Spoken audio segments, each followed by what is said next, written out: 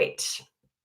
Here we go. Welcome to Advent Together. We have spent the last 30 days of this year and this decade together, moving our hearts toward God in an intentional way and also toward the life that He has for us. And we're focused on that here in these last 4 days, a series of exercises and prompts to help you guys think forward, think intentionally, think about growth.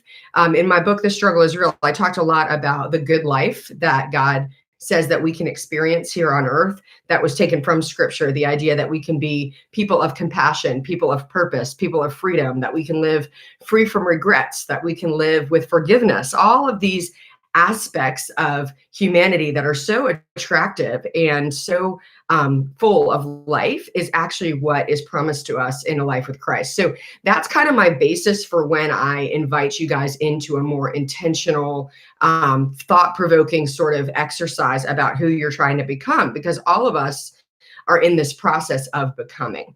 Philippians 3:16 says, "Now let us live up to what we have already obtained. Because of the righteousness of Christ, because of the grace of Christ, we are actually able to take on purpose and peace and growth for our lives in a really intentional way every day that we have to live on this beautiful earth." And so we don't want to not take advantage of that. We don't want to just like subsistence live. We want to actually really live into the fullness of what God has for us. And for what that means in my life and in my ministry has meant helping people become more intentional and more honest with themselves so that they can live and deal with the reality that they're in, so that they're able to ask God to bring them to that next place, and they're able to actually take on this process. The big theological word for that process is sanctification. But all sanctification means is that we're in a process of growing more and more like Christ. And we talked about it earlier in our Advent series about the habits of Jesus and taking on heart integrity and word integrity and generosity and love.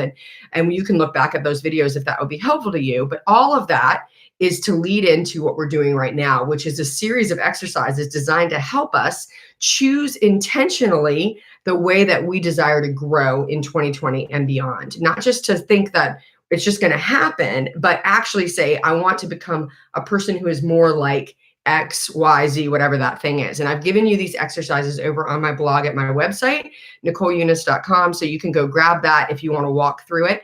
And if this is too quick for you and you want to take the first month of January or first few weeks to work through this, I want to invite you to actually just open your mind to be thinking about who I am and who I'm becoming, about the things that I'm celebrating from 2019 and the things that I want to move and grow in and through. So we started with the old man, old lady exercise.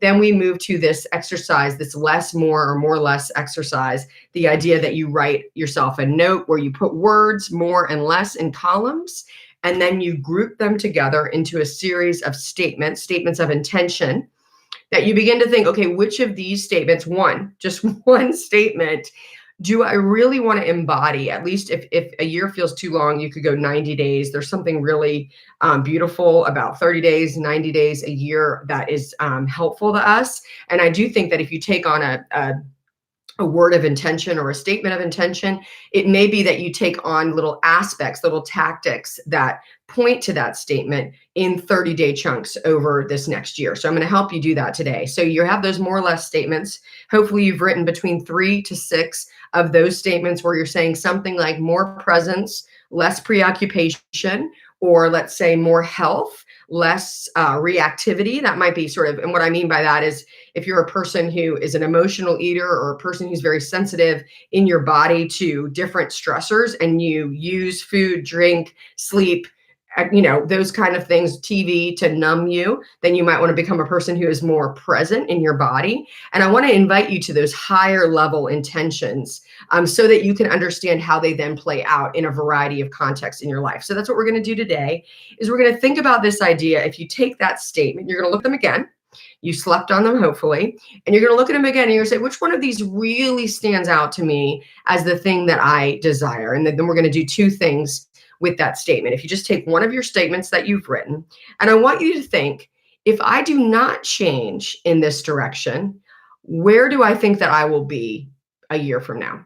So this is sort of a negative preparation. We're actually going to embrace if I continue in this direction, what should I expect? So I went through this exercise about a year ago, 14 months ago, and I wrote down, okay, if I continue to live in this way, then I should expect for this trajectory in my life. We have to actually help our own souls realize that there are ramifications for the way that we're living when we are living out of accord with the person that we want to be.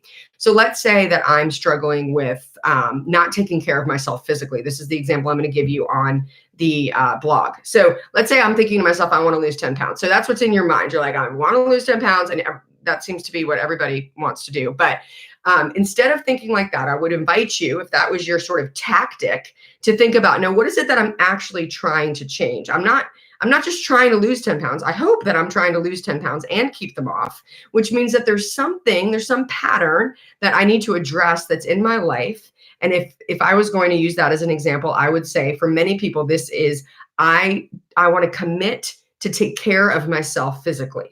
Okay. Now, in taking care of myself physically, I may want to lose 10 pounds, but I'm actually committing to a new pattern, a new way of life where I take care of myself physically.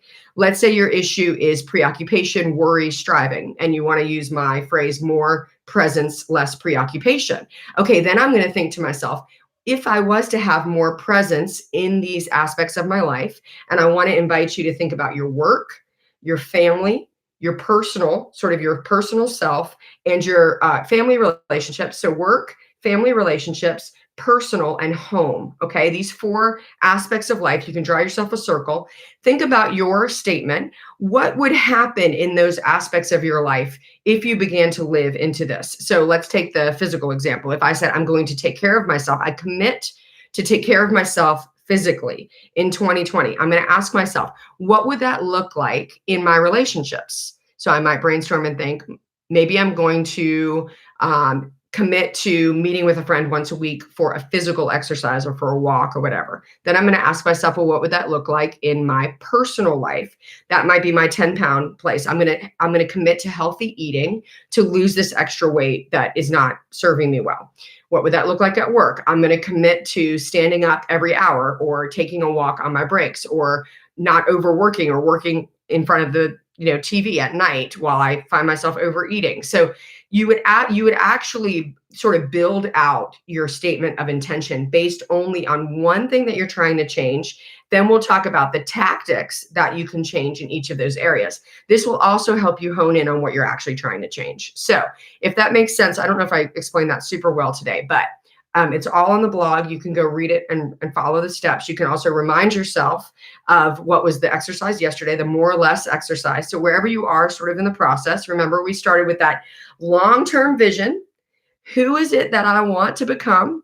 What kind of person in my 70s do I want to be? What do I want to be talking about? Who do I want to have around me? What do I want my emotional state to be? We started there. Then we did the more or less exercise. What do I want more of in my life in 2020? What do I want less of?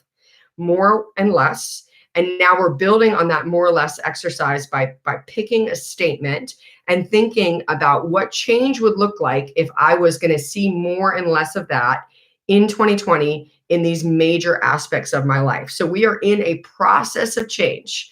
We're not committing yet because we're letting our mind and our spirit catch up with the idea of what it would be like to be different. And part of that is also imagining, if I do not do this, what direction am I headed? So that we're also giving ourselves a little bit of that negative preparation to say, hey, there are consequences to my actions. If I continue to live like this, what do I expect will be the result of it? All of that is designed to help our spirits move toward action, move towards change that's actually action. Right now we're in contemplation. We're thinking about changing, which is a very important state. Many of us stay in this state for years around difficult matters. But we're moving ourselves towards action, and we're doing it with only one thing this year. So I want to help you with that. If you want to ask me questions, if you want to share where you are with the process or any questions you have, I would be happy to help. Let's go into 2020 with a true intention and the ability to know that we have been given the agency to actually change, to become more like Christ in this earthly life, which is an incredible, incredible gift. Okay, you guys, I will see you tomorrow for our very last Advent together of this year, this decade. Looking forward to it. I'll see you at 8 tomorrow.